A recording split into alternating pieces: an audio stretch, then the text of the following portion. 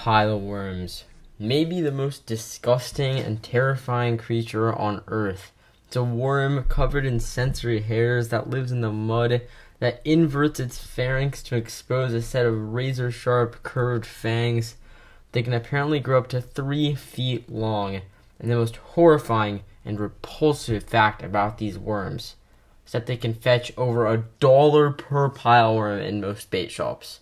I will go to extreme lengths to catch fish, but paying $15 for a dozen worms is just not something I am willing to do. And that's unfortunate, because pile worms make top-notch bait for literally every species of fish.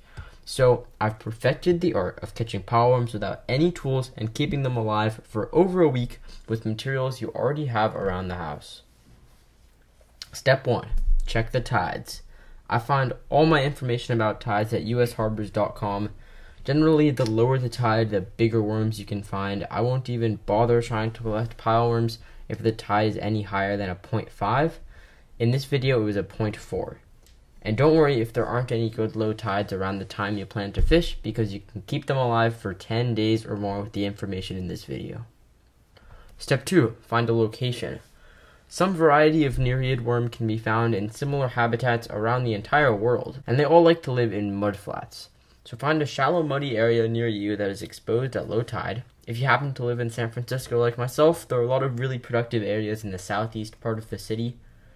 And the second thing you want to look for in a location is rocks sitting on top of the mud, because this is what will allow you to harvest the pile worms without any digging or tools or shovels or pitchforks or anything. Step 3. Collect the pile worms. Actually catching the worms is way easier than the preparation. Just walk along the water's edge, flip over rocks, check for pile worms, and put the rock back the way you found it. You'll find all kinds of interesting organisms in the mudflats, many of which make great bait, like these ghost shrimp. Once you find a good area, you should be able to collect a couple dozen good-sized worms in little time. Step 4. Build them a pile worm palace. Get yourself an appropriately sized container and some paper towels, and that is all you need. Dampen the paper towels slightly in seawater. It's very important that you use seawater. Fresh water will kill your pile worms. And you want them just moist enough to keep the pile worms cool and damp, but definitely not dripping wet.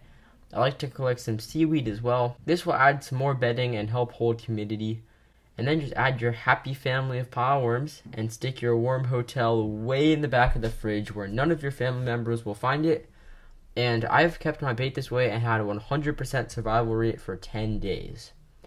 So I hope this video was a good resource for you. I plan to make a lot more of these bait videos because it really makes me sad to see people pay for fishing bait.